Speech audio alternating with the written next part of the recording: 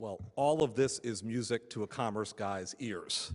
And Governor, directors, commissioner, pastor, thank you very, very much for this forward motion.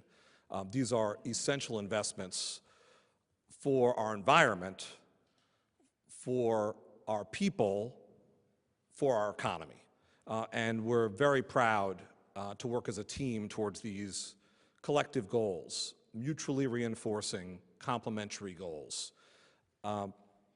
What an exciting set of investments these are.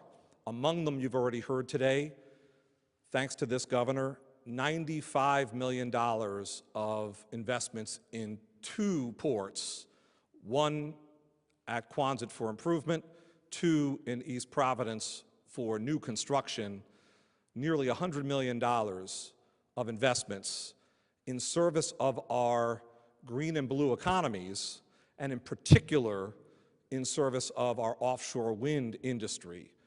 Rhode Island has given birth to the offshore wind industry here in the United States. We have built its first offshore wind farm, of course.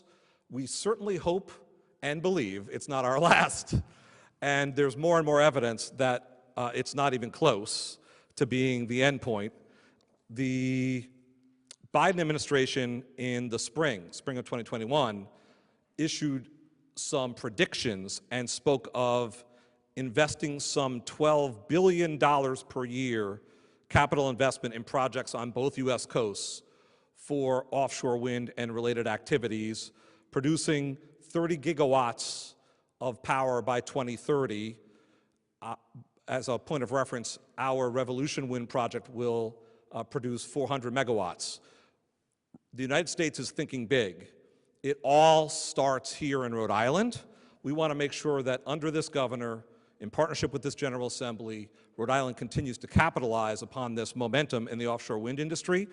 The Biden administration estimates that these gigawatts of power, the investments related to them, will result in 44,000 workers employed directly in offshore wind by 2030, and an additional 33,000 workers in the communities that support these activities, 77,000 jobs in the United States related.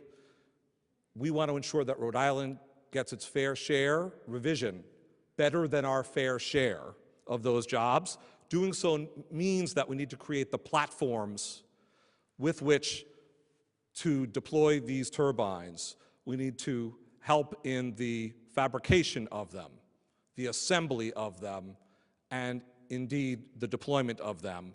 In order to do so, all of the developers involved, all of the corporate entities and investors involved speak of waterfront property. It's all about having ports and port access for the purpose of deploying during the period I just described, the fabrication through to the deployment, and then for operations and management of those, operations and maintenance of those turbines as well, all the way through to the O&M activity. So we are so blessed that in these 2 instances, we have ports being renovated and ports being built anew to support this industry. The governor would be disappointed if we didn't remind you exactly why this matters. Rhode Island continues to, as it has for months, lead the Northeast in our economic recovery coming out of the COVID downturn. On key indicators, we're at the top of the list in the Northeast region for the strength of our economic recovery. We cannot rest on our laurels. We need to build on our strengths, including the green and blue economies, to propel ourselves into 2030 and beyond. Governor and colleagues, thank you so very much.